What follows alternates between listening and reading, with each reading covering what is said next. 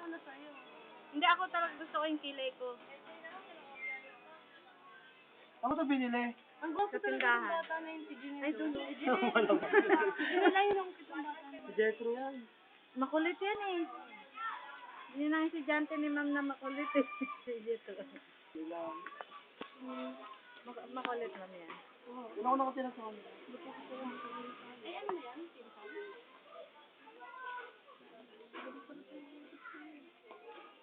Ay, ganyan pala yan. Mapurol?